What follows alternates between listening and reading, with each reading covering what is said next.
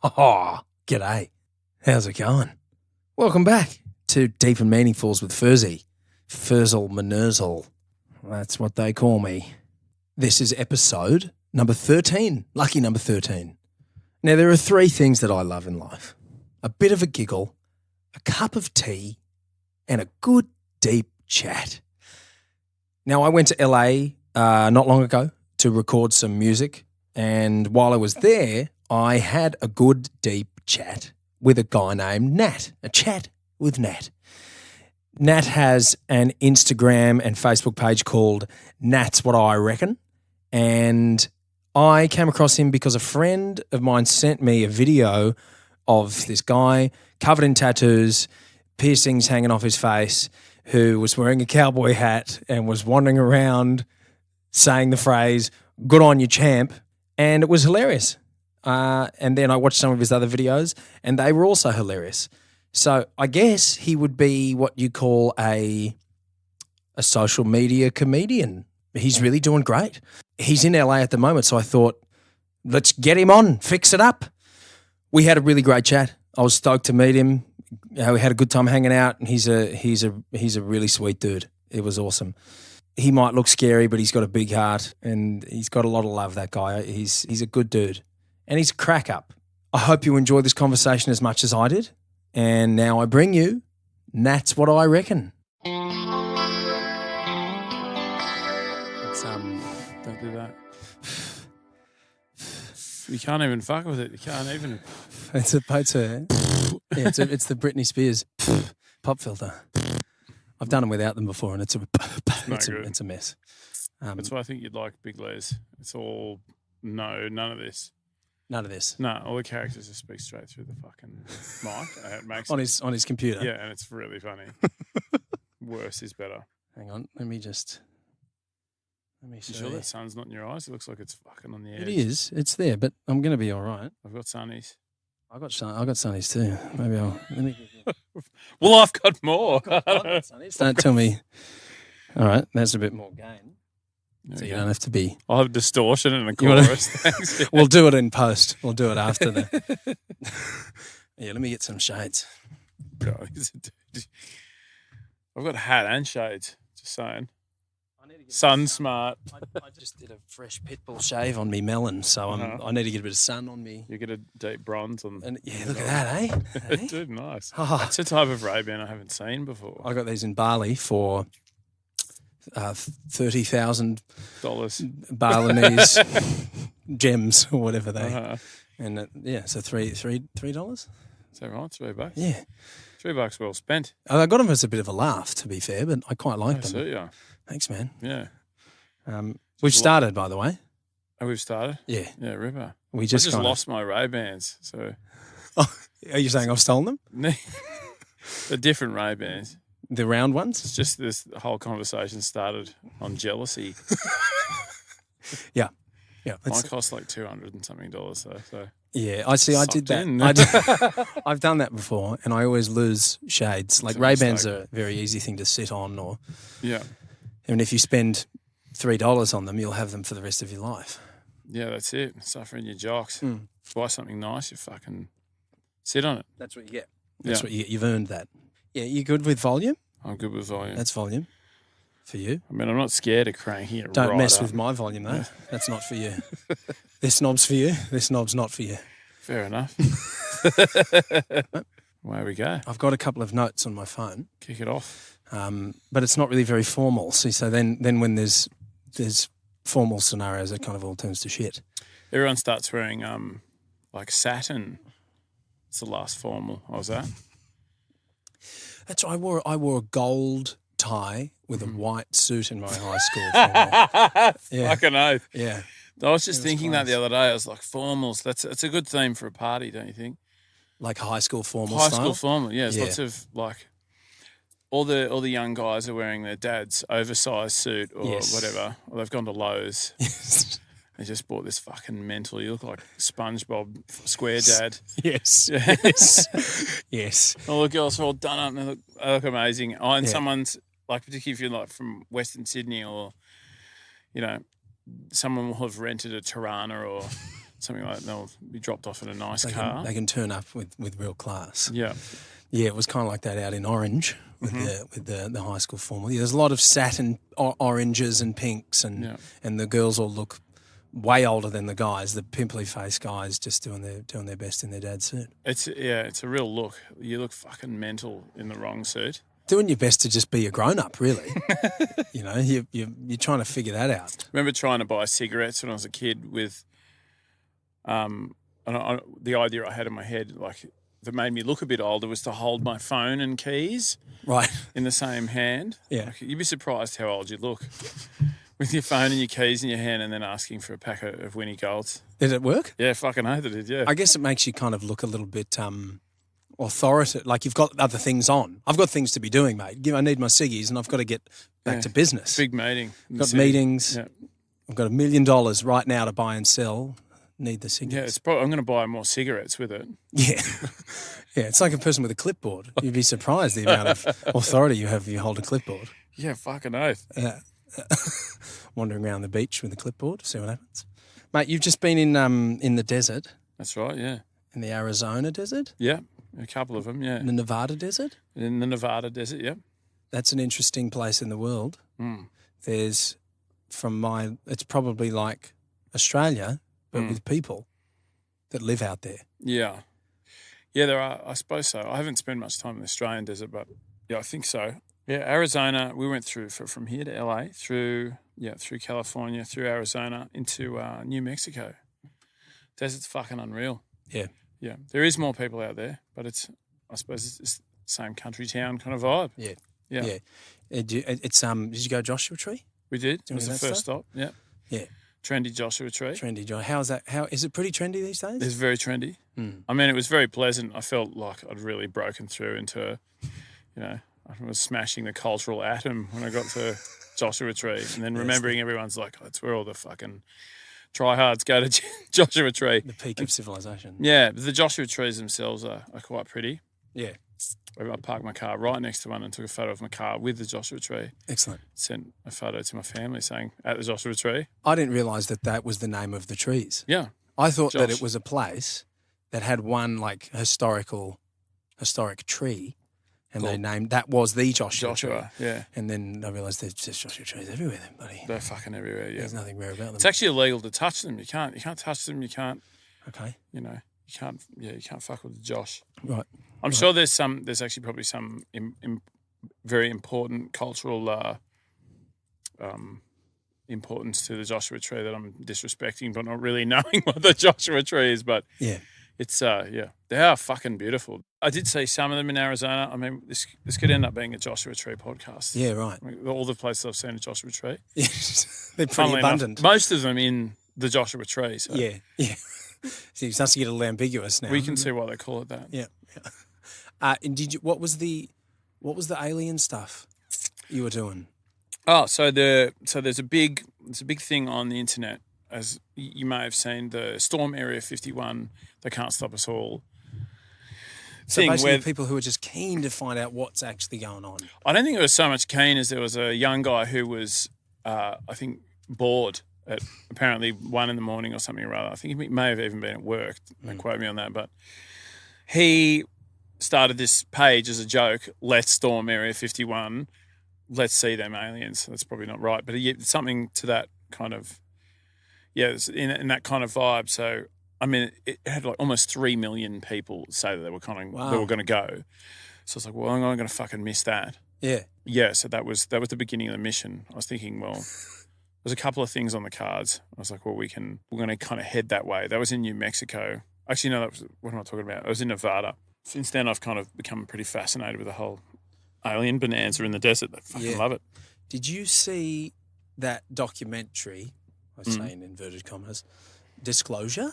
No. It's this guy, I can't even remember his name now, but it's like a full-on, I guess it's what they would say is the closest thing to proof of aliens. Right. Or outside, if you can't tell, because there's a chopper. Yeah, that's an alien. That's an alien chopper, yeah. Probably we're talking about the wrong thing. It's a new alien model. Hopefully there's a crime going on nearby, so it'll just circle. Yeah. That'll be alien crimes. Alien crimes. It's probably us right Yeah. now, actually, in America. Yeah, and I don't know how much of it to really take note of. It's very interesting, and apparently they found these little dudes that are humanoid things, and they're about a foot long, and they've got these elongated heads, and they're actually in laboratories being studied, and this guy's kind of dedicated his life to exposing all this stuff. And fucking good on him. it's pretty kooky. Yeah. But it kind of seems legit. Where did they find those aliens? I think it was out there. I think it was Joshua out in Tree. the desert. at Joshua Tree. They're Blackdown. They dug up a Joshua. That's why I'm not allowed to touch the Joshua Tree. That's right. It's full of aliens. Yeah. Every time there's a Joshua Tree, it's a burial Couple site of for aliens an alien. fall out. And, Yeah. Goes to shit. So that was the first time I kind of watched it and was like, I don't know, you got to take all that stuff with a grain of salt. But I remember thinking, it's just very curious. Mm-hmm. So I don't really know how I feel about that physical alien humanoid kind looking aliens that are just like us. Yeah, well, that bothers you. I guess I've listened to too much Terence McKenna. Do you know who Terence McKenna is? I don't. He's like the psychedelics mushroom guy from the 80s, 90s. Yeah, right. And his take on it was, it's really arrogant of us to think that aliens would look anything remotely close to us. If the universe is so endless, then why on earth would they look like us? That's a good call. Yeah, I suppose so. I think his ultimate take is that mushrooms, like fungus, is probably an alien thing that's come from somewhere else on a classic steroid. thing to say on mushrooms. That too. Yeah, it is. Yeah. It does seem a little like those dots can be. I want to know what he does think that they look like. Yeah, well, he's What dead. do they look like then? Yeah, well, I think he thinks they look like mushrooms. I think he thinks right? that is the closest thing to an alien. I reckon he's been playing Mario too much. Yeah, well, now that's weird, isn't it? Why on earth did Super Mario have a dude with That's a fucked with my head psychedelic since I was a mushroom? kid. Yeah, I don't know. Because those ones, the red ones with the white dots, they'll kill you. Right, that's a turtle. I think. Oh no, The toad. the You're toad. talking about Cooper Trooper. I'm talking about Cooper Trooper. Yeah. Shit, I've come in hot there. Get your mushroom. Get your fucking Mario- turtles and mushrooms in order. How dare you speak ill of Mario Kart? Of Mario Kart? Yeah. Oh, mate, we've gone to Mario Kart. I thought it was just a general Mario. We've gone Mario Kart. Yeah. Did you ever play the first Mario? The first kart? Nintendo NES? No karts. It was the regular kartless Mario. The 8-bit Mario. Yeah. I not for a while, but I did dabble. Yeah. It's oddly addictive still. Yeah, I've got a lot to say about Mario. Let's hear it. Yeah. I grew up on Mario. Yeah. I did a lot of Mario. It's good shit. I remember I had a cartridge from Nintendo cartridge that had Mario and Duck Hunt on it. Yes. It always fucked me off that my sister and I got a younger sister, would play Duck Hunt. So it came with a gun. So you'd shoot the ducks. You've probably played Duck Hunt, maybe not. My sister would walk right up to the telly and fucking stick the gun on the telly. Yeah. I'm like, you're kind of breaking the rules there. Yeah. I realise I've strayed away from Mario here, but It's okay. it's the same cartridge. It's all good Nintendo stuff. Yeah. Anyway, yeah, she'd have the gun on the screen and just... Does that work? It does work, yeah. I was fucked off that it does work, but it really does work, yeah. And I mean, she's smarter than me now too. So It's about winning. You get these, stick the gun on the telly. get these ducks done. Yeah, I guess what I've always liked about the Mario and that's about as violent as Nintendo's ever really gotten from stuff that they personally produce. Yeah, I suppose so. Is Duck Hunt. I don't know. There was some pretty mental shit on Wii for a second there. I can't remember what it's called. There's some chainsaw fucking... Yeah, but was that like made by Nintendo or was that by something else? It's hard to say. I don't know. I guess I've always liked... Someone had a mushroom party at the office. Yes. Made a really violent game. Yeah, right. It And just then the freaked Wii out a ended. little Yeah. Yeah. Yeah, but I played... Did you ever get into like the hyper real like Call of Duty and all that kind of stuff? I'm a big fan of Fallout. I do like first person shooters. I'm not a massive gamer, but I've got into some pretty violent games. Last of Us is probably one of my one's a most great time. recent. Yeah, you've played Because that it's shit. like zombies. They're kind of Yeah. like zombie things. It's got a bit of a story to it. I like that. And with the little girl and the And the older fella. yeah, that's great. And he's got to get her across town. And That's a great. It's like you're playing a movie. yeah, I love that shit. I like Fallout too, because Fallout was the first kind of game I played where, I mean, as an adult anyway, that everything you did kind of determined the next thing that happened. I mean, if you're a fuckwit, then people treat you like a fuckwit. Yeah, right. So Your actions have consequences. Yeah, you walk up to someone and see, them. They might be sitting next to a fridge with a child, and you can, hey, how you going? Do you need a hand with anything? Or it's post-apocalyptic, so that's a very important fridge. You can either kill them and take everything out of the fridge, or you can help them. Yeah. It was a pretty heavy moment. And gaming. Yeah, right. But it's like the complete opposite of GTA, where you can just sniper down policemen and pedestrians and nothing ever happens. Yeah. Anything goes. Yeah. Yeah. Yeah. Yeah, that's a dark place that video games have gotten to. Well, it's kind of weird to analyse that something like GTA in general. Yeah. That it's so wildly successful. Well, it is, but it's the first GTA was fucking crazy. It's pretty savage for what it is. The one that was just like the bird's eye view. Yeah. Yeah, I remember you just that. go and shoot Hare Krishnas and it was pretty fucking out of control. Is that what those orange guys were? I don't know, but I think so. I think it was something like that. Right. That probably makes more sense. There was a group of orange dudes. I always thought they were just like a team that were in an orange outfit. Yeah, I suppose they were to Hare Krishnas what the Porsche in that car was to Porga, whatever they called it. Yeah, it changed. Yeah, and as it goes, I think that like video games and real life are very clearly very different things. Sure. It's kind of, I don't know. Sure. It's another weird outlet. Things are violent. You might be into violent stuff, but there's a safe way to. Yeah. Fall out. Make the right choice. Make the right choice. Yeah. Otherwise, everyone's an asshole too. This podcast sponsored by Fallout. Mm-hmm. Make the right choice. I mean, I guess it's kind of in a way like heavy metal. Mm-hmm. It's exceptionally aggressive, and people who are into heavy metal tend to look scary. Did you know that Bon Jovi was called the bad boy of heavy metal at one stage? Just so you know. What, just this year? I think so. I think on like E! News or something like that. He's Bon Jovi, the bad boy of heavy metal. Wow. Old Bon Jovi, eh? Yeah, it's his fault. Yeah, he ruined it for everyone. Wow. I remember trying to buy a Bon Jovi CD when I was a kid. I mean, by try, I was like, Mum, can I have a Bon Jovi CD? Did you have your phone and your thing in your hand? So no. Yeah, that's right. That's where you missed out. Yeah, we're smoking a cigarette. You're not old enough to buy Bon Jovi. He's the bad boy of heavy metal. Yeah, he's a bad influence. He'll ruin your life. Wait till you're 21. You'll be playing GTA. Who knows what's going to happen next? That's it. He's a wild child. Yeah, I do think that's interesting what you say about like heavy music, comparatively being pretty aggressive, and it really it is pretty aggressive stuff, but it's outlet aggressive. Exactly, and hopefully for most people, it seems to be that it's just nice to get pumped and just kind of have it as an outlet, like punching a boxing bag. Sure, it's like that's what I get from it anyway. I'm not by any means an aggressive person, but you kind of see all that out in the tunes. It's an important emotion, anger. It's what you do with it. That's where things change. Yeah, anger is one of the most powerful and interesting things, but when it's put in the hands of, usually men that grow up being told that anger's bad, or you're getting angry as a way to assert yourself, then that shit becomes bad. Exactly. I think when it's a healthy outlet and there's music's heavy and it gives you makes you feel a bit like fuller of yourself at the time or whatever that happens to be. Yeah. You feel a bit more empowered. That's cool. That's really important. That's a nice way to relate to something. It's the same as you would relate to any artwork. You said, well, that's heavy. I'm feeling fucking heavy. Let's get heavy. That's cool.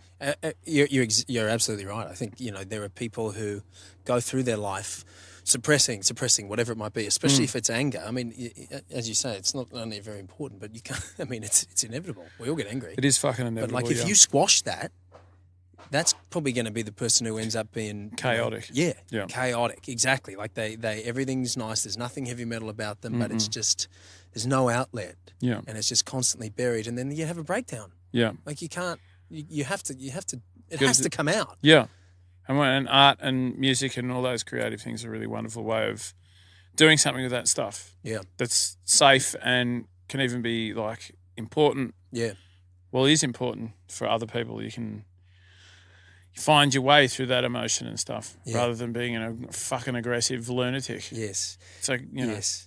Yeah. It's funny that exact thing. I remember they, long-haired, tattooed people, and I'm sitting right here. what's the stereotype that Yeah. exists for all these things? Oh, don't go near them. They're scary people. Yeah. It was funny. I found from when I was, just a young man going to hard rock concerts full of these kinds of people. There was always that little part of me that was like, oh, am I in danger here? This is aggressive music. It's dark. There's a lot of, Yeah. But yet what I learned was that the people who were always the kindest to me were those people. Yeah. And the people that I had to worry about were the ones at the trendy nightclubs that looked super cool. There you go. Those are the ones who'd want to pick a fight. Well, that's the world we live in. Yeah, Yeah. You're told to fucking. Well, that's what you've been watching Ninja Turtles when you grow up, Yes. and all the bad kids are fucking off listening to heavy music and doing kung fu. Yet ironically, I love Ninja Turtles. Yeah, my brand is a fucking Ninja Turtles logo. Excellent. Yeah. I love it too. But it's We've excused that shortcoming of theirs. Yeah, it's interesting that when people are like, you've been told that this is a bad thing. People, it was a very classic thing with tattoos and long hair and rock and roll and all that. Yeah, it's an identity that you've been told is scary. Much like where racism belongs and classism and all that shit. You've been told that poor people or black people or whatever it is, you've been told that that's scary because it's not part of your little fucking stupid safe world. Yep. It's not stupid, but it is stupid when it thinks those things. Yeah. Yeah, it's interesting, hey? Yeah, it really. And I think that also that might be the reason that heavy metal fans and that kind of thing is so intensely fanatical. It's like you realise, oh, hang on, not only are these people not scary, but I actually kind of belong. This is like it's like kind of like a family. Like it's so not mainstream, but yet there are these heavy metal festivals that are just enormous. Yeah. And they've never gotten smaller. Like it's not dying. It's certainly it used to be cool for one period in like the 80s when Motley Crue were around, but that like the death metal and stuff that's way more aggressive than Motley Crue. It's huge, like Hellfest and all that kind of stuff in Germany. It's massive. Well, I mean, stuff like that's come to Australia. You've got like Download and there's lots of I mean, those things are huge in Europe. Yeah, that stuff has always been not always, but it's generally like it's almost mainstream in Europe. But even outside of the mainstream, it's still massive. Yeah, it is massive. But I mean, exactly. It's bands like Sepultura, which were like big in the late '80s in fucking Brazil. Those bands are like. They've done a lot of fucking hard work to get in that scene, and it's now the quintessential kind of thrash metal. It's trend-setting fucking scenes. Yeah. It's even funny when you see like the circle pits and the mosh pits, and it's just like looks like absolute carnage. But there's a weird etiquette that goes on in there. Yes, sometimes. Yeah. I have a lot to say about those fucking circle pits. Yeah, to be honest, I've never been in. Yeah, it's always been like that's where I draw the line. I'm like, look, if you guys want to bash into each other and swing your arms around like a little kid having a tantrum, that's fine. But I mean, sure. It's an interesting part of that stuff is that there are those bull rings or whatever you want to call it of people having going nuts to the band in this circle. It's quite common in hardcore scenes. Be lots of spin kicks and fucking carrying on, which I don't objectively mind. There's kind of two parts of that. One part is that it kind of does separate, particularly women, from those scenes where like a woman might want to be involved in that and feeling the same things that the men are in that zone, but wouldn't dare go into that pit of fucking spin kicking dickheads that are really having a very tough time. I mean, tough guy time. Yeah. Kind of. But then on the flip side, there's a lot of amazing grind shows and like death metal shows where if anyone would fall over, everyone would rush to pick them up. And that's really awesome. There are like strange, in those scenes are very, there's little difficult and easier spots there. I guess I've never really gotten into anything heavier than like the kind of, the old school thrash metal. Beyond that, I kind of haven't really been involved in the live scene very much. But would you say that you know what you're getting into when there's those kind of scenarios, or is it almost like a bit, oh wow, this is really escalating? Do you mean in terms of the show, or in terms of that kind of pit? That kind of pit, like that kind of crowd participation. Like you kind of go, if you're going to a show by this band, you know what that's going to be like, and that's what you're. I mean, that's hard to speak on being that. I mean, if you didn't know that band, maybe you didn't know what that involved. Generally, with it, there are types, styles, or subgenres of heavier music that encourage, probably more dangerous parts of that behaviour, and others that are like, hey, if you were going to go and jump in a psychotic ring of spin kicking, man, that's probably a safer zone. But yeah, I mean, you're really trying to analyse a bunch of people's personalities from a distance that are all going mental to death metal. That's true. It's hard to... That's true. I mean, I think the thing is, too, it's almost like just organised fighting. Like, it's like no one really does it out of turn. So it's kind of like, look, they're all doing that. If you want to be a part of that, well, okay. If you don't go in there. You could say that about fucking just about everything in society. You can see an office full of people bored out of their minds, hating themselves. Feeling you can like decide slaves, to join that circle pit as well. Yeah, that's true. That's a very, very good point. Yeah, it's the same. I mean, Yeah. That can also be just as damaging as it can be an emotional kick in the face. Yeah, well, you could, but the problem is you do that for 40, 50 years. You do a circle pit maybe once and go, okay, that's not for me. Or, yes, I love getting spin kicks in the mouth. It'd be interesting to introduce the two together. Maybe it would make a much more harmonious workplace. Friday, circle pit day. I don't think that's entirely a bad idea. I think maybe some stagnant or stiff environments like that are fairly... not just corporate, but like office environments where everyone just fits in the thing. Yeah. It's like maybe a death metal band like once every month and just some go nuts, couple beers or not, whatever it is, just fucking fizzy water. Just go a bit nuts. You know, a nice little catharsis. Yeah, you get a fucking minute off. Let it kind of like the Purge. Yeah. Yeah, but with death metal. Yeah, I think so. Yeah, that's all right. It is good. If it works for you, it is quite frightening from a distance, that shit. If it's not your style of music, that is so okay. I am frightened by a lot of music on the radio at the moment, but very genuinely. Yeah. Like that, I would be very upset if I was stuck in a massive crowd of people. I won't say bands because I don't want to be a prick. I like all sorts of music, all sorts of music. But yeah, that's cool. You're not into that thing, Yeah. Maybe there should be a rave option for that office as well. Yeah, that would be, that would be a real... Well, who knows what would happen in that. But that office setting, the interesting thing about where the kind of neuroticism comes in is it's kind of like, I don't know how you felt about school, but I just couldn't wait to leave. Fucking oath. Yeah. But the interesting thing about the office kind of thing is it's just that again, it seems. And I've never worked in an office, so I'm speaking out of turn, but it appears as though, there's this hierarchy again. Yeah. People are more important than other people. And there are always going to be people who are really respectful and people who really abuse that kind of thing. But that's in your job too, surely. Like you're an actor, right? More so than anything. Yeah. Well, and the film industry is fucking crazy. Like, someone's getting paid an irritating amount of money, and you're not. I guess the difference is when you're not in an office is you get to walk away. You don't have to be in their face all the time and just kind of take orders. You can kind of at least go about your business and be like, well, I didn't play the game right, so I don't get to play at all. Well, fine. At least I don't have to put up with your junk. Yeah. But then again, it's a bit more creative, I suppose, Yeah, but there's also, I guess the balance is that, if you work in an office, you get paid.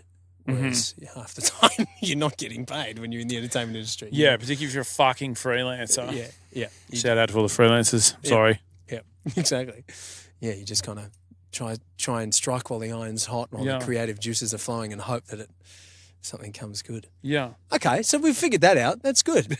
Yeah. Officers, you get paid, but you deal with a bit of shit. Tick the box. Creative, you don't get paid, but it's fun. You just have to wait 6 months before the accountant or whoever's... that accountant is just so slow. They're just so irritating.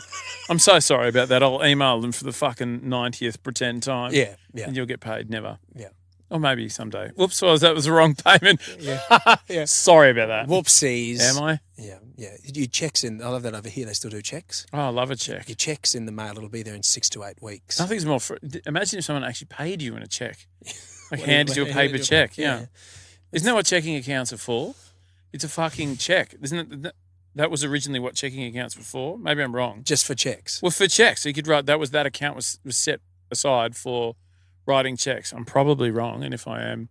Well, we wouldn't know being people born in the 80s from Australia. It's just, we're done with that. It's We're done. No checks. No checks. Move on. Doesn't check out. We don't ride a horse to work anymore. How do you spell check? I spell it with a Q. Yeah. I have no idea. I know that it's got a lot of Q's in it. Yeah, yeah. You know, I don't know. It's stupid. It's my favourite scene in The Big Lebowski.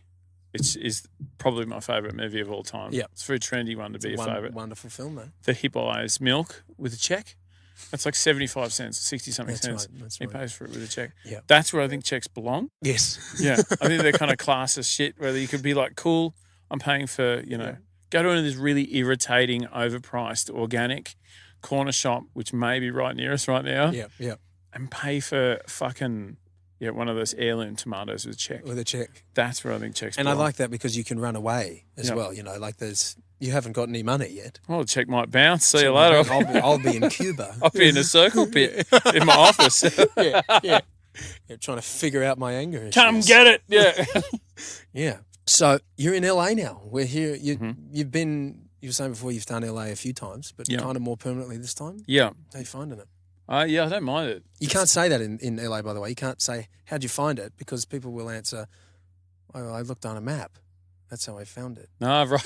I've done that a couple of times, and it's been a very weird moment. Yeah. Yeah, learning how to speak terms, learning to kind of cull your Australian terms that don't make any sense over here. Yeah, there's a lot of that. Yep. I mean, some of my relatives don't even understand what I'm saying, so I've adopted this American accent when I'm like announcing numbers or on the phone. Or on the phone. Yeah, to a stranger, yeah. Yeah. I need to put more credit on my prepaid account. And it's 849-221-82, I can't. 841 there going, cow shit too. Yeah. I can't. Yeah. Saves you a good 7 or 8 minutes from just repeating yourself. Yeah. I mean, I don't mind LA. It's cool. It's like it's insane. It's fucking insane. But you don't come here thinking that it's going to be, big cuddle puddle. Yeah. It's a bunch of people trying very hard. Tryhards to do all of the stuff. Yeah. Maybe, but yeah. No, I'm not here for a dissimilar reason. I'm trying to explore a crazier part of the world. But yeah, I've been here a bunch of times. I've come over to do some other stuff before, but I like it over here. I like Americans. I think they're really outgoing, crazy people, and I feel a bit that way myself. It's a very extroverted culture in general, isn't it? Yeah, fucking oath. Yep. I guess like Australia and New Zealand even more so, very much more introverted. Just the way they kind of, carry themselves. Well, yeah, you're not encouraged to be proud of being outgoing. Yeah, I think in Australia, or I can't speak for New Zealand, but in Australia, yeah, if you're too outgoing, it's not a very congratulated thing. Not that you need to be congratulated for being a fucking loudmouth, but it is. Yeah, I think it's very different here. People are less ashamed of being outgoing in a way that I mean that translates into if you saw someone in the street and you said, "How are you going?" Like, or you would be. It's easier to kick off a conversation with someone here than it is in Australia. I think people are a bit more reserved. Yeah. Australia. That's not to say everywhere, but I found that easier here. Yeah, yeah. Well, the tall poppy thing that is kind of what you're alluding to. It's still, and there's good sides and bad sides to it. Like for one thing, I think it kind of helps. It kind of helps camaraderie because you kind of everyone's included, but no one's too big or too small. But then there's a low ceiling. Yeah, as you say, you're not really encouraged for going hard or for going too big on something. It's kind of whereas over here. It's like go as big as you can go, be massive, go crazy. Yeah. I think that is the thing. It's equal parts frightening and like frustrating and exciting. Is that you might meet someone that's very fucking like, what can I do for you? How can I help you? I think you're the best. Which in general, I just don't trust people like that because I'm like, fuck, what's your agenda? Yeah. But then there's it has a few sides to it. It's a pretty daunting fucking town. But there's a lot going on. It's very exciting, particularly if you're into comedy. There's lots of very funny things in all. Have you done stand-up? I have, yeah. Are you pursuing that, or do you just? I am, yeah. I'm trying to. I've only just in the last, I suppose, year. A friend of mine, Andrew Bensley in Australia, he runs a bunch of comedy. Well, he runs Comedy Room, and he's a really awesome stand-up. And he helped book me for a few things and helped encourage me to do that. And I always watched him, do well with that, and kind of gave it a fucking go. And I've been really enjoying it, doing, just fucking giving stand-up a red hot go. It's Nice. a pretty relentless fucking pastime, stand-up.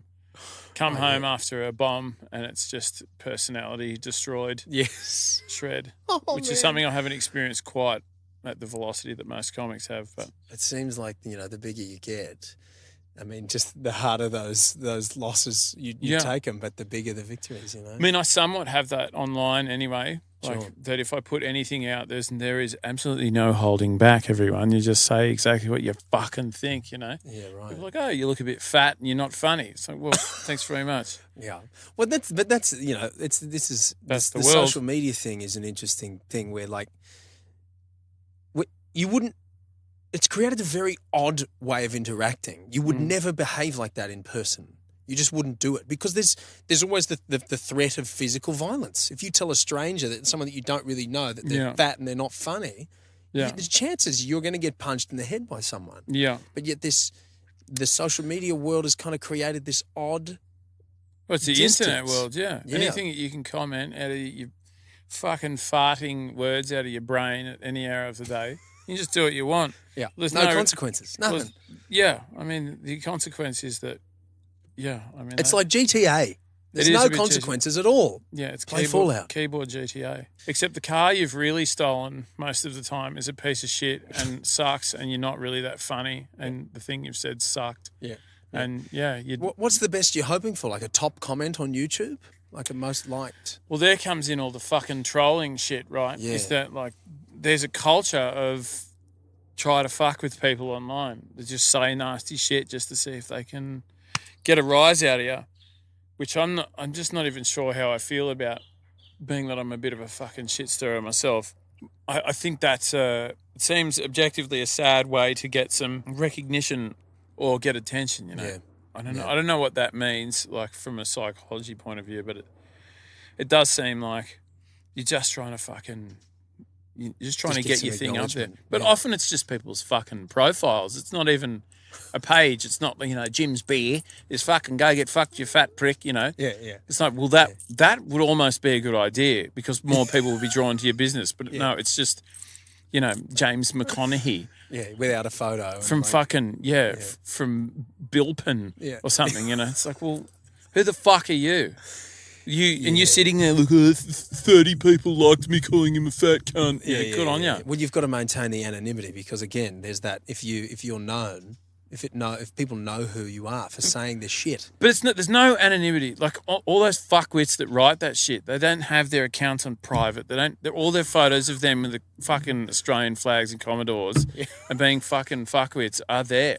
It's true. You're a shit stirrer, and sure, I'm not. I don't have a problem with Commodores. I just mean like the thing that you're trying to push there is just for fucking really no reason. More than often is people just want to make a bang, and there's nothing wrong with that. That's what I'm trying to fucking do too. Make a bit of a scene in some way or another. But you being a fuckwit, it's easy to you can do that anyway. You're probably doing it all day anyway. It's laced with negativity though. Like there's a difference. Like there's one you can take the piss out of something though. But there's love in there. That's I think why people are gravitating towards what you're doing. You're taking the piss, but your intention is not to actually go. This is, even though you have a thing called "is it shit." You're not actually saying like I wish you the worst and I hope this is gone. No, of course not. Your intention is to make someone laugh. Mm-hmm. And if someone's made a product that's shit, well, that's the truth. But your intention is positive. Whereas saying you're a fat fuckwit, there's nothing positive about that. There's nothing positive about that. Essentially, the only positive you can take from it is, wow, that person's trying to get attention because they're probably lonely. Yeah, well, yeah. It's a good way. That's a very generous way of looking at that. Yeah, exactly. It's like, well, what are you fucking after there? There's a difference between making. There are like those weird lines of, are you making fun of something, and it's just a joke. Well, yeah, it's just a fucking joke. But yeah, that joke might be stupid and very well, it might be done already a million times. This fucking helicopter over here is enormous. I hope you can hear it. I'm going to point the mic at it. Yes. That thing's got its own fucking postcode. Yeah, those ones are frightening. It's like a military helicopter. Yeah, dude, I love it around here. It's just fucking helicopter. What are you having for breakfast? A helicopter in your face. I think it's the difference between being, for example, like I'm not a fan of the band Tool. I'm sorry about that. I don't have an issue with the people in the band. I don't like it, but it's my friends don't even like the fact that I don't like the band. It's ostracized me socially in every respect. My fucking partner, everyone likes Tool. I fucking don't. I think that's kind of funny. Yep. Just good, but it's playfully like I think it's shit. It's not actually shit. Well, the thing about it, it's art. It's all objective anyway. But it's an opinion. But try to serve it gently, being like, you're a fucking piece of shit because you like Tool is not fucking fair. Yeah. Well, I think the problem is that if it is said to a Tool fan, Tool shit, or I don't like Tool, more importantly, even if it's something more gentle, like I don't think their new album was good or whatever you say, that person quite often, it can be taken as you're attacking what I like, so you're attacking me. It's almost like a... Well, sure, yeah. But it's not, that's not what you're doing. No, that's right. It's not what you're doing. I mean, your identity might be wrapped up in that. And that is what I'm not up for making fun of. Like Tool and that part of music, just as an example, represents a community, objectively a bit of a punish at times, but so is the death metal community, so is the fucking jazz community, so is the pop music community. Everyone's got a punish in there. Yeah. Just for me, I don't like that. But I like that, well, hey, if someone's going to tell me that I'm a fucking, a fat prick that isn't funny, well, guess what? I also don't like the band that you're into. Yeah. It's not like a rebuttal, but it's like, hey, we get to say our things, but I'm not saying it at you. Yeah, I'm just saying, hey, I'm not saying that I haven't said that in the past. I've been a massive little prick in my 20s, been a fucking douchebag, but for now, this channel does not represent me trying to ostracize people. So I don't like that, and I like to think that it's maybe funny. Yeah. Because everyone likes that shit, and it's funny when someone doesn't like it. Yeah. In Absolutely. my mind. It's not really your problem if somebody draws the conclusion of he doesn't like Tool, that means he hates me and I'm shit because I like Tool. That's not your problem. No. One, it's not true, and two, it's got nothing to do with you. It doesn't have anything to do with me, but it has something to do with me in the respect that you are watching my videos, and it's nice. I have respect for you. I have respect for everyone, but just not for Tool. I just don't like that band. It's okay that we're different. In fact, it's kind of cool and interesting that we like different stuff. Yeah, that's what invites different things into your life. That you like different things. Yeah. You're not liking something is kind of fun. The fact you don't like something opens up an opportunity for you to like something else. Yeah, and maybe someone else kind of likes that, and they can show you the other thing and whatever. But not liking something, I think, gets poo-pooed on. Because, you're not supposed to not like it because everyone likes it. No, fuck that. It sucks. Yeah. I don't like it.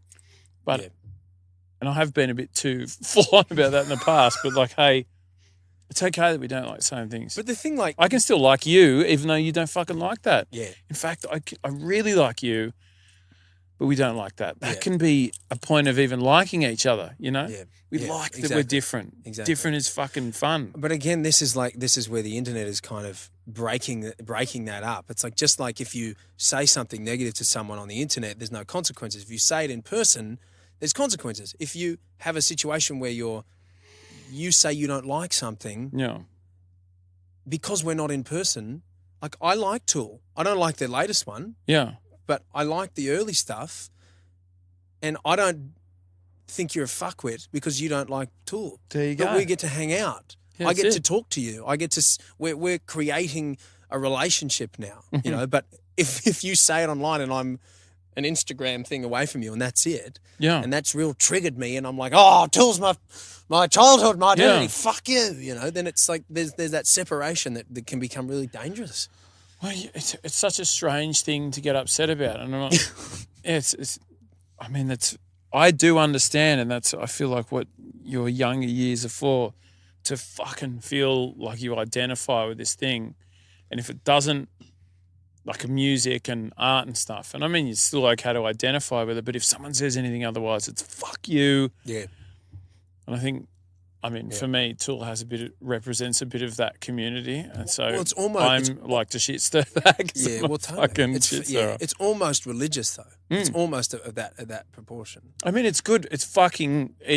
They're not untalented musos. There is some fucking mad shit going on. Have you ever liked Tool? No. Any? No, I haven't actually. It's a notorious thing. Has there ever been a song we've gone, that one's all right? Yes, there is. There is a song, and I think it's the one. I'm going to get the numbers wrong, but it's like 69 and 1. I've chosen those numbers intentionally wrong, but this is a song. It's 2 numbers. I can't remember, but I didn't mind that song. I thought it was pretty cool. I think Danny Carey is a fucking incredible drummer. Yeah. I think there are some incredible musos going on there, but yeah, it's all right. I just don't like it, but I was a bit gung ho when I was younger. Like, fuck this shit, but I'm still like that, but I just let it out differently. Yeah. It's okay that you're in it. I wonder if there's something, we're being very kind of PC about the Tool lovers, but there's something about, I know what you're saying with the shit stirring, because there's something about just stuck in that fire and watching it like kind of blow up unnecessarily that's a little bit enjoyable. Yeah. Because it's like, hang on a minute, all I said was Tool was shit and you've really blown up. Yeah. I'm not saying you're shit, but it's almost like, are you going to have a tantrum? Yeah, Are you going to flip out? And there's for something sure. kind of like isn't that narcissistically enjoyable about that? Yeah. But it is a bit that way. That's what a lot of comedy does. Yeah, is it like makes fun of you in some way, but it's not really you. It's just the thing that you like, you know. Yes, and that's what makes it edgy and makes it interesting. I'm not saying that I hate for Tool. Yeah. Hate. I was using the word hate. I didn't mean the word hate. Those things are like what makes it more edgy. It needs shit needs a fucking edge, Yeah. And to not like something that everyone in the room or everyone likes this and is really excited about it. For me, my brain is like, fuck that thing. I've always been that way. Yeah. Yeah, I was always just been a bit anti. I have one that's like the opposite. I actually, and I don't say this very often, but I'm saying it now in a podcast, which is probably a mistake. I like Nickelback. Uh-huh. What about Nickelback do you like? I really love Chad Kroger. Uh-huh. That's a joke. I don't know Chad Kroger, so I don't really have much of an opinion on him. But I think they write catchy songs. You can't fucking argue with that shit. Have a look at the charts. Like, have a look at their sales. There's something about them that I think became cool to hate them, and I made fun of it. I think it's Chad Kroger because he looks like the Paddle Pop line. Yeah. Everyone's got that. But the funny thing was, I kind of like him, and I listened to their album songs, and the album songs are way better than the singles. The album songs are quite heavy. Uh-huh. There's some huge riffs in there, and it's actually pretty cool. Yeah. But it's got wrapped up in a pop formula. Yeah. But I went to a gig once because a friend bought tickets, and I was like, "Fuck it, I'll go to Nickelback. Let's do it." Fucking oath. I would have gone with you. Yeah, I'm going to embrace this. Yeah. Because I was like, everyone hates Nickelback. Yeah. So hold on, there's a chopper to just to pick. It's Nickelback. What did you fucking say? Yeah. We're coming to a gig.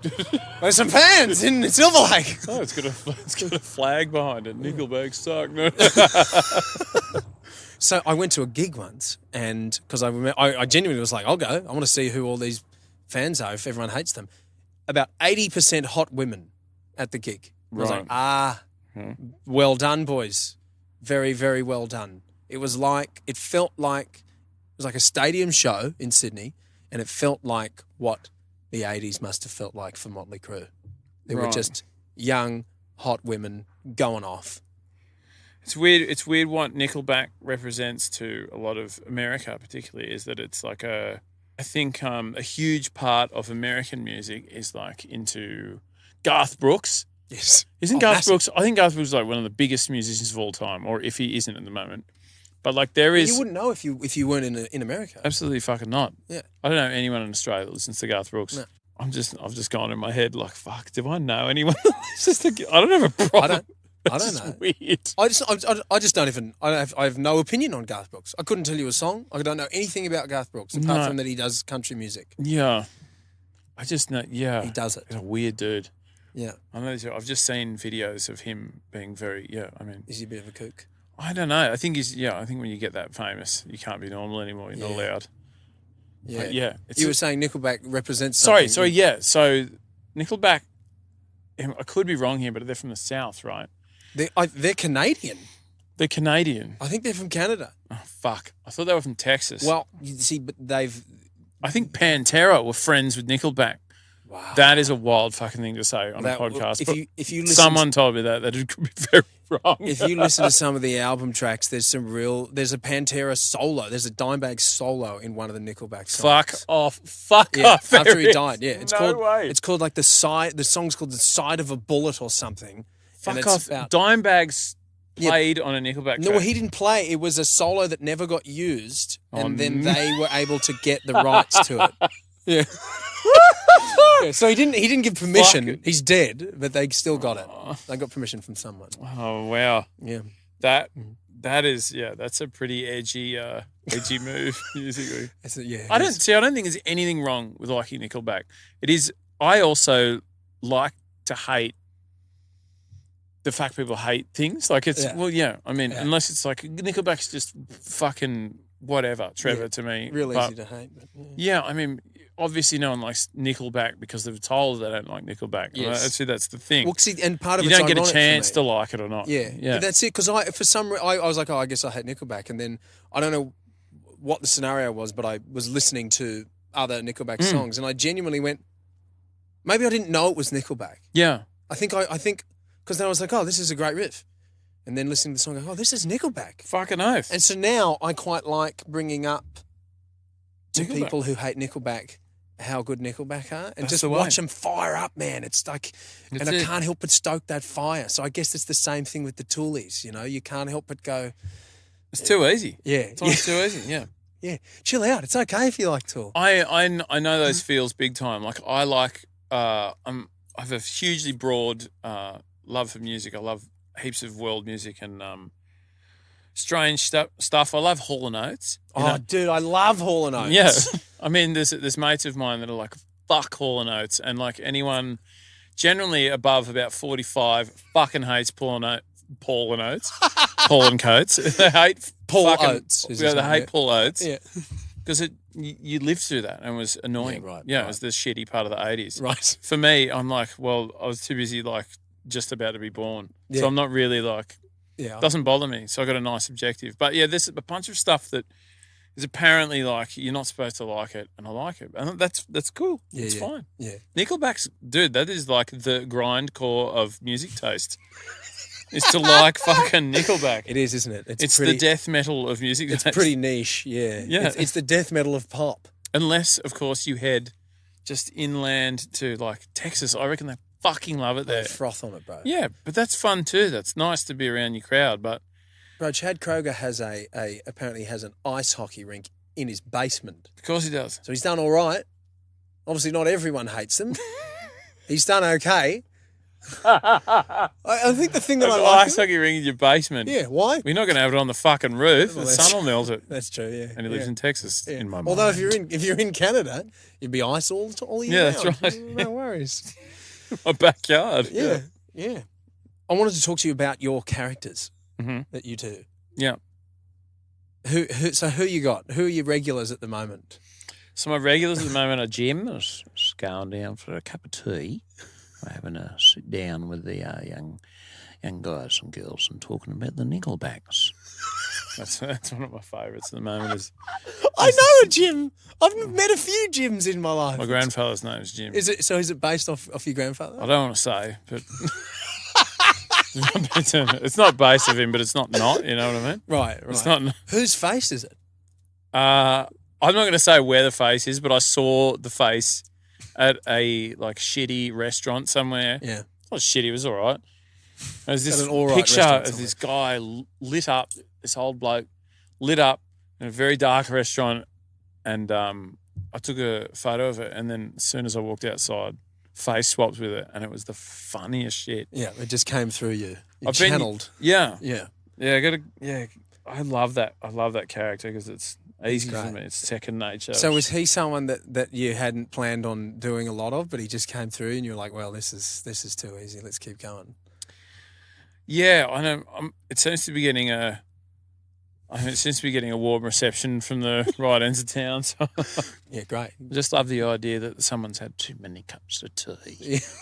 And just fucking, I I'm a like bit the pumped. angle, like flipping something on its head. Like you wouldn't expect, a bloke called Jim to be fucking smashing someone at the door, Like, Yes. hey, Yes. I need to have a wee. Go and take a slash, mate. Can I have a wee? Take a slash. Edit this out. Edit the wee out. Can I take the mic to the toilet? Yeah, you can. Tinkle, tinkle, tinkle. Okay. So I can't focus anymore.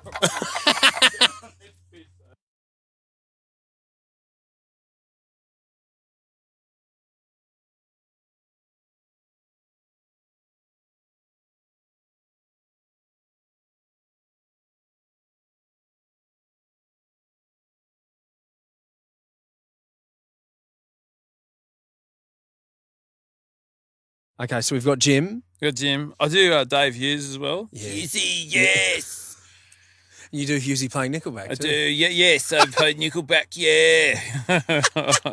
What a fantastic combination. I like Dave Hughes. I hope he doesn't he probably wants to smash me after all these fucking videos I've made. Oh, well. Face swapping him. I think Dave's got a bit of a character voice, and people like to wind him up about it. He knows. He turns it up a bit on stage, but Yeah. it's all in good spirit. Yeah. But yeah, that's a big one for me. I love the Hughesy. I've been doing that for years. I saw Hughesy when I was a kid, and I've always liked.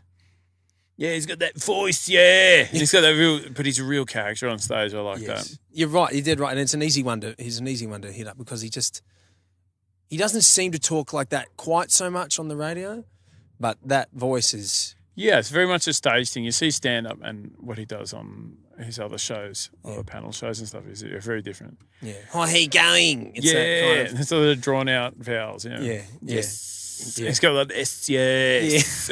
Yeah. Excellent.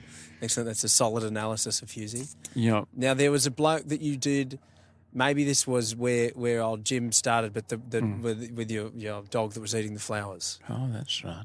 It was that. Eating the flowers. But he was a bit more bogan. That voice is like, no, don't eat them all, mate. Oh, come on, Jimmo. Yeah, that's right. Was that Jim? Going outside and eating the flowers. Excellent. Well, all my friends were standing on a balcony near me, just like, fuck, you have lost the plot, or laughing at me being an absolute dickhead. Yeah, you got to go with it, mate. But I don't. I just lock into that shit. I'm take the shame. That poor dog. It was at my mate's house, and this little Scotty. What do they call them? I can't remember that breed, but little kind of chum-looking homie. Chum-looking dog. I know exactly what you mean. He's a chummy. Is it a Yorkshire Scottish? I know the exact one you mean. Yeah. Yorkshire pudding. Little chum bastard. Yeah. Yeah. He's a lovely little dog. So I was carrying him around. I was listening to Slim Dusty that day. I was like, I just had the old guy in my head. Yeah. Yes. Come on, Jimmo, let's go eat some flowers. And the dog just started fucking around the flowers, so I just turned it into that. Yeah, in the zone. That's actually what started Jimmo. Yeah, right. Come down to Jim Dawn's songs about having a shower. That whole fucking character. The old Slim Dusty. Apparently he did over 100 albums. More albums than he was years alive. That's insane. It is fucking insane. Yeah. How many of those you listen to? I know he sings a song, I like to have a beer with Duncan. I know his song about his... Have you been to the town and country, Sydney? No.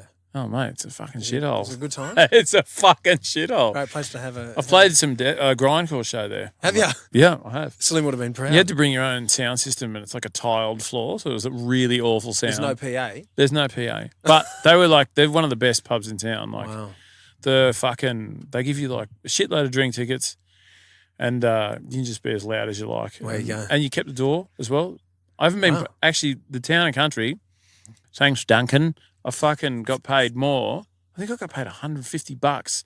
Wow, for a grindcore gig. For a fucking grindcore gig. Yeah, Wow. we got paid something nuts like that, which is a fucking lot. Yeah. For playing that kind of shit. What's your grindcore band? At the moment, I have a band called Megadeth, and I have another band called Penalties. Megadeth. Megadeth is my kind of heavier band, the kind of death metal band, and Penalties is the punk band that I play in. Okay. That's the kind of more active thing. But yeah, I drum in that band. Cool. And you play guitar in Megadeth? I play guitar and sing in Megadeth. Yeah, That's fantastic. It's a new project. Okay. It's a new cup of tea for me. Is there anything to do with Megadeth? Yeah, absolutely. Yeah. The logo is exactly the same. Is it just with different letters? Yeah. Do you prefer Megadeth over Metallica? I do. I do too. I absolutely do. Yeah. See, that's why we're mates. It's subliminal. That's right. Yeah. I actually sang in a Megadeth cover band for Fuck a minute. off. No way. That's awesome. Yeah, it was Rust in Peace. 99 ways to die. I wish we would do that. See, the problem was that it was only that album. All we would do was Rust in Peace start to finish. Uh-huh. And the guy, the bass player who put the band together, he was real dead set on that. And I was like, hey, man, maybe we should play something like Symphony of Destruction or like something fucking else. Something a bit more, I've got an interesting... My Megadeth story that I've got is... Friends of mine who aren't Megadeth fans had this MDF mounted Megadeth poster from a very early Megadeth stage that says Megadeth, and there's each member of the band, and they're pulling a very 80s glam metal face, and on the bottom it says world's state-of-the-art speed metal band, not world's most state-of-the-art, world's state-of-the-art speed metal band. Grammatically incorrect. I thought that's fucking... I had to have that pointed out to me. Excellent. I left school early. I didn't It's pick probably that one worth up. quite a bit, actually. And I only had a motorbike at the time, so I had to go and pick it up. And it's like it's a fucking big poster. And it's on MDF. So I had to ride it home on my motorbike. And as soon as the wind would hit the front of the poster, it'd smash me in the face. Taking off. Might have been 100 ways to die. Have you still got it? I do still have it, yeah. Amazing. It's in storage back at home. All right. It's actually my favourite poster. Everyone's pulling the fucking weirdest face. I love it. Incredible. Yeah. Yeah, I think that era would have been when they were in their heroin days. Uh-huh. I think that lasted for quite a while. Uh-huh, yeah. I mean, look, it must have been awful for them, but they made some fucking great music. Yeah. Rust in Peace was a real corker. Lots of cool music comes out of a lot of struggle. Yeah. Yeah, just give me the pain. That's kind of where the music really comes from. It was like a perfect segue from Megadeth into John Mayer. Mm-hmm. His same band. Same band, bro. It's the same guy. John Mayer was in Megadeth. Yeah. He was his alter ego was Marty Friedman. His real name is John Megadeth. John Megadeth. I'd love to know what John Mayer thinks of Megadeth. Megadeth. Yeah. Perfect. John Mayer covers. That'd be amazing. His latest album is awesome, but you can tell that he's got a lot of heartache. Whereas the 2 or 3 beforehand, where he moved to the country and was just content and kind of slowed down in his life and everything seemed like it was really great. Got boring. Yeah, it got a bit boring. It's a funny thing about art, isn't it? Yeah. It's like you need to kind of be a bit fucked up or you're boring, you know? Yeah, exactly. You got a few tats, mate. Yeah, I do. Should we talk about those? 3 of them, if you like. I'm too afraid. Of what? Of tattoos. Of me? Yeah. That's that old heavy metal scary stereotype. Right. They're all Bon Jovi tattoos. Yeah, you're So fine. it must be a Bon Jovi fan over there. See him across the road. He's bad boy of metal. Yeah. Yeah. Any fresh ones, or are they just like you're kind of maxed out? To be honest. No, I haven't maxed out. There's still space on my bum. Yeah, I've got a lot. I used to be a tattoo artist. Right. I did for a little while. Yeah, I love them. My therapist asked me once, they were like, why do you think you've got so many tattoos? I said, 'Cause they look mad. Even if someone looks shit and they were done in a backyard. It's like, I think they look mad. Yeah. He's like, you know what I think? I think you've got them because you wanted to change your identity. And I was like, at the time, I was like, yeah, righto, mate. And now I'm like, yeah, I think you're right, actually. Wow. Yeah, I fucking love it, man. I try and do, you get to have your hands on the wheel with the way you look. Yep. But you get a very permanent way Yep. of doing that. There's a lot of crap on me that doesn't, that looks shit, but that's kind of not what it's about. Yeah. I want to look different. I want to cover myself in drawings. Yeah. That's what my brain's doing. Yeah. Anyway, so I can. You've turned your body's the canvas. It is, yeah. Yeah. Where's the most painful place? On the inside of my lip, Oh wow. I think I got What do you got? 90210 Oh my god. tattooed on the inside. Perfect. Yeah, That's That the name on of my- that Tool song, right? Your that's favourite right. Tool song? Yeah, that's right. Yeah. 90 and 210.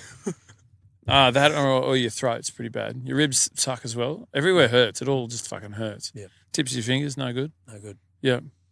I don't know. I haven't had my lower back done yet, so that's up for grabs. Okay. Tramp stamp. You left the tramp stamp open. I was thinking of Yeah, I don't really know. We get maybe the Greater Sydney kind of UBD.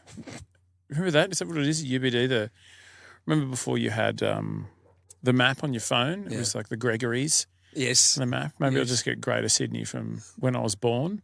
Wow, it's going to be Just a long session. Yeah, it's going to hurt a lot. Yeah. Yeah, but it'll be worth it. I mean, If you people will phone be like, "Oh my dies- god, is that the UBD from 1987?" I'll be like, "Yeah, how did you know?" They're like, "I have to guess." I drove that route every day of the week. Oh my god, that looks so awful. I'm like, Yeah. it was a mistake. Yeah, I was If your drunk. phone's died, bend over that. We've got to check how to get there. Yeah, we need to travel back through time and drive down. Yeah, so it's Glenhaven Road Yeah, I've always been too afraid to drive guess- to to Glenhaven. Glenhaven Road. Yeah, Yeah, there's old Glenhaven Road. Don't even go there. And as I should be, Who knows what you're going to run into down there? In suburbia, yeah. No, I can't. I got nothing. I got piercings. I got my nose. Yeah. And I Got got it my twice ears. in your nose. Yeah, twice in the nose. But Well, you like that was so good. Let's do it again. well, no. See, they're not even through. One of them was through. Right. Let me pull it out. What do you mean it's not through? It's not. The hole's healed up. I took it out for an audition, Right. and then about Does it 4 clip- hours clips later, on? went to put it back in, Right. and I couldn't get it through. And I was like, oh, I'm going to vomit. I can't handle this. Mm. Trying to put it back in, and it started bleeding, and I went, oh, fuck it. So I just sat it there in the hole, and the that's hole's closed up. So now it's just sits in a little divot. I'm a phony. right. It's not really phony. It's just a shit way to have a ring. Yes. Well, at least I can take it in and out much more conveniently. Right. You're hanging on to the divot, Yeah, it's just the divot. riding the divot And train. there's two now. The Two second divots? One, Or what, just- yeah, the second one, because I got two nose rings in the one Mhm. nostril. The second one I just put in to see how it looked and went to bed with it. And then when I woke up, it was bleeding. So it made a divot. Hang on. Start again. Yeah. Hang on. What do you mean? You ended up bleeding, and I can't tell what's going on. and what isn't. I was lying. I put it in my nostril to just sit there and go. When you get a little Okay, nose ring. this you go, is "How where does I that need look?" to start again, right? Yeah. Is that I don't know which. So you're talking about the divoty one, or you? No, a new one next to it. I wanted to see how two would look. Okay, so where I'm at is like you've got a nostril with a divot, Yeah. and the ring's kind of in there, and now you've introduced a new ring, Yeah. and you've woken up and it's bleeding. Yes. Okay. Yes, I've woken up because I thought, maybe I'm going to start rocking two nose rings. I might get another piercing. And then I went to bed with it, woke up, and I've obviously pushed it into my nose in my sleep. You got two divots. Is that what's going yeah, on? Yeah, there's two. Are you double divot, Darren? Double. That's it. You're double divoter. Yeah, that'll. So be, you don't actually have your nose pierced. Oh my god, so pulled it's it right out. You yeah. did. Yeah, it's just like a. Yes, I'm a phony. You're the bad boy of heavy metal. It's very Bon Jovi, isn't it, to have a fake So nose is ring? do either of those go through your nose? No, one of them used to, but then it healed up, and I was like, I can't put myself through this again. See, I'm a spewer. You know it's super cheap to get that done. Yeah, but right? I'm a spewer, bro. I can't handle pain and Right. needles and shit. Like I'm so bad. I'm the kid who would be at the front of the bus on the footy trip vomiting, like let alone needles. I can't take it. Dude, you're doing a sterling job of. I had no idea. That was. I suppose it's the clip-on nose ring. Yeah, well, I think Throw that's them all off. Yeah. Yeah, yeah. These ones are real. The ears are real. Uh huh. They're through. They're not quite as. So what happened the first time you got it pierced before the divot happened? Oh, I nearly vomited, Right. and I've almost passed out, and went, okay, I'm never doing that again in my life. How Okay, if you want to really get down to the nuts and bolts of it, Yeah. I shit myself. All right? Right. I was like, I'm not doing this. This is horrible. I want to look tough. I shit in the studio. I'm too scared to get tattoos. All right, all right. So, That's fair enough. It is pretty fucking scary. Someone like, oh, do you mind if I just quickly punch a hole through your fucking face? You're like, no, thank you. yeah, I'm all right. yeah, It is stressful. It's a stressful recovery too, piercings. It's fucking annoying. yeah. I had my tongue pierced, Ooh, and that was, oh man, it was fun for a while, but having it pierced didn't hurt that much, but geez, yeah. it's fucking gross. Like trying to eat. Does it get like? Do you get like any like healing gunk? Like, is there any well, stuff? You know what I'm saying? Like, I think your mouth is one of the quickest healing places in your body. that's So a fact. Yes. if you're going to, I think, what's the other one? Your bum. I'm not getting my bum pierced though. How do you? That was pierce up your for grabs. bum? Got just a little ring through the You date. got to take time. You got to take your time. Yeah. Yeah. You can pierce your cheeks together, mate. But if you said to someone, stick your tongue out, I'm going to fucking bang a pole through it, you're like, no, fuck off, no way. yeah. And it's equally as annoying when you have it done. You have to get a really long bar put in your tongue. You'll eat like a fucking idiot for a while. Yeah, it's fucking horrible. So I don't really blame you for not wanting to go back and get it done again. Yeah, it can get fucking, it's quite stressful. But tats aren't as bad, hey? I don't know. Yeah, tats are more constant. The pain for a piercing is bang, done. Tats are like, this hurts. This still hurts. Yeah, right. And I'm still here for an hour. Yeah. Or more. Yeah. It does hurt, but it's not as much as you might think. Yeah, you're a seasoned veteran by now. I am, yeah. I'm a fucking idiot, yeah. Sick for it. Yeah, the official term is a fucking idiot. Yeah, that's right. Yeah. Yeah.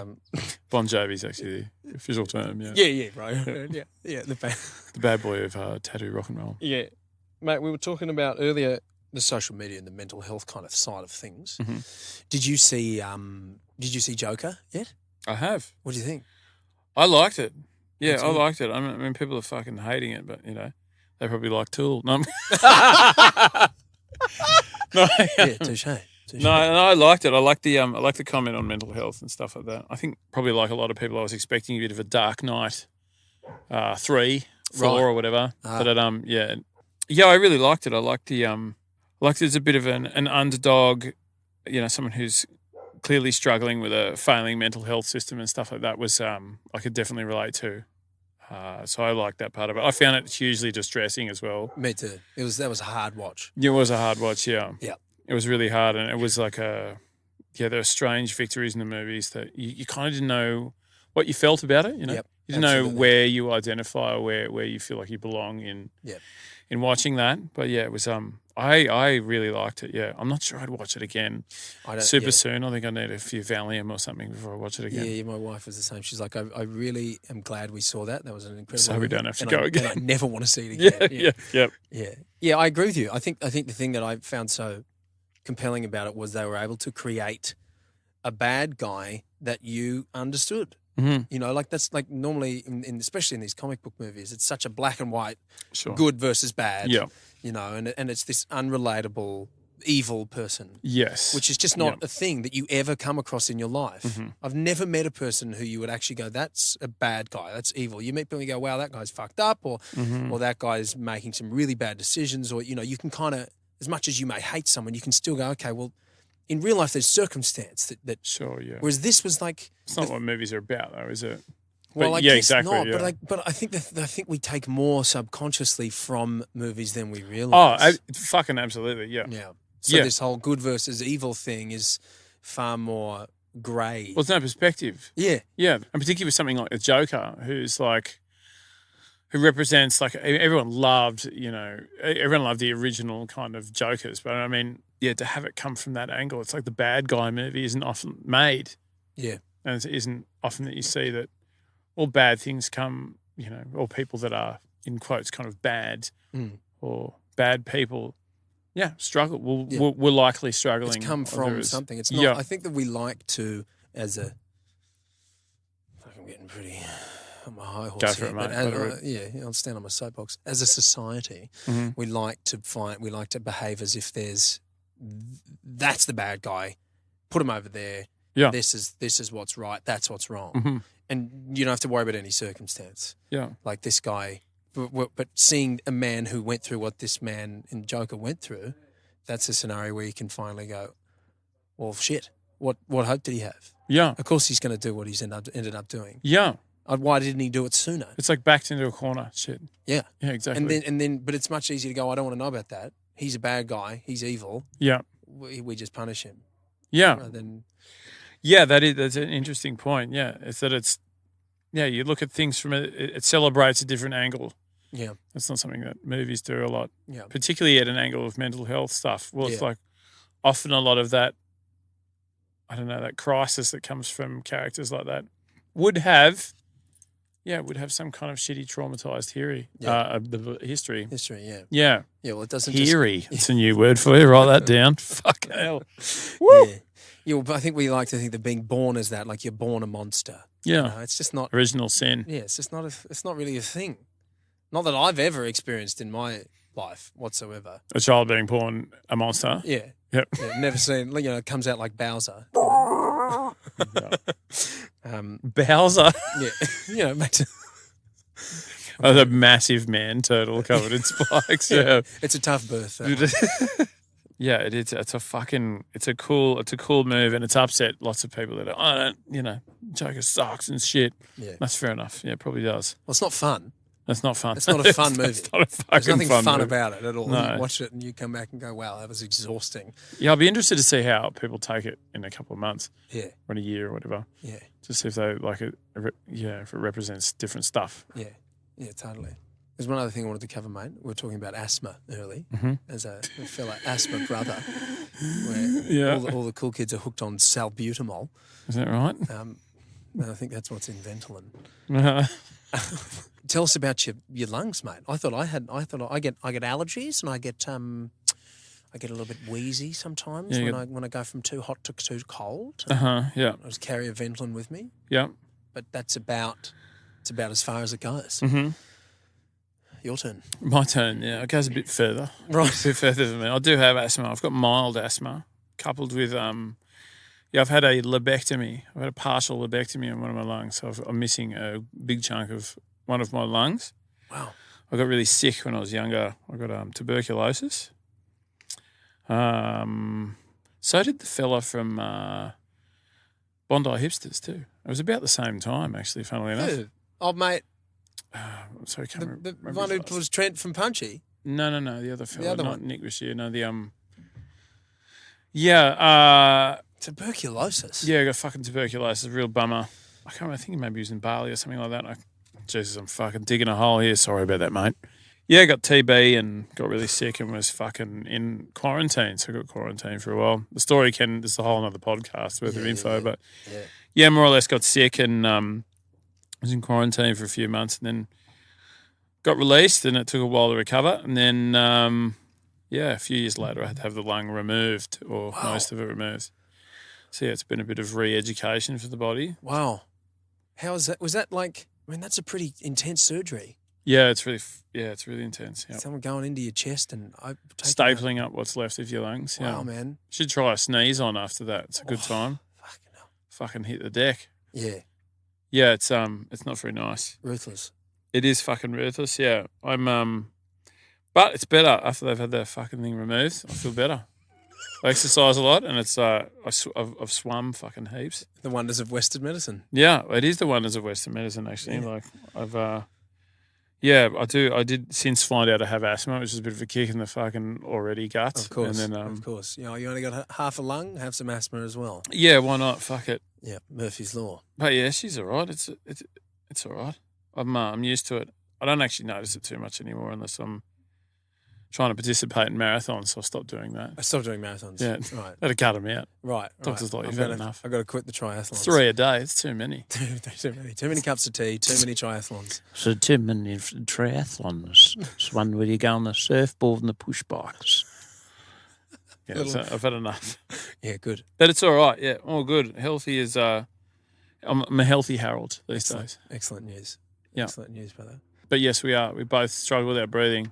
Yeah. It's really fucking annoying and it fills me with anxiety often, but Yeah. I know that I'm all right.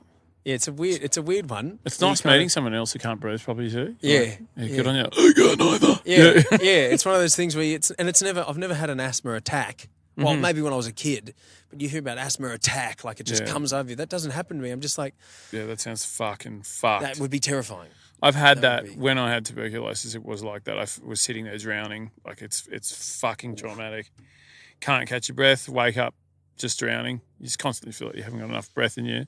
Very traumatic. I imagine that's what an asthma attack's like. I haven't had one either, but Is it Yeah. like goop on your lungs? So that's why you feel like you're drowning. look, I don't know the whole science of it, but I know that it's your lungs aren't functioning properly at the time because tuberculosis is kind of like an aggressive, rather spiky, degenerative lung disease that it kind of eats away at the things that would help you absorb oxygen.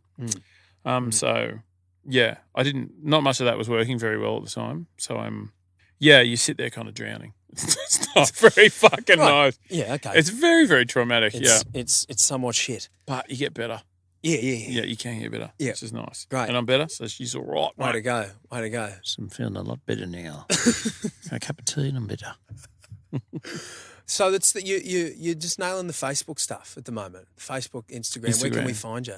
Instagram, Facebook. Yeah. Yep. Yeah. That's what I reckon. A couple of underscores in there on the In the thing. Instagram, yeah. Yeah. I'm just plugging away, trying to make people laugh. Yeah. And It seems to be working, bro. Thanks. Yeah, Yeah. man. Yeah, we'll keep plugging away. Yeah. Yeah. And keep shitting on Tool because it's, you know. That'll never stop.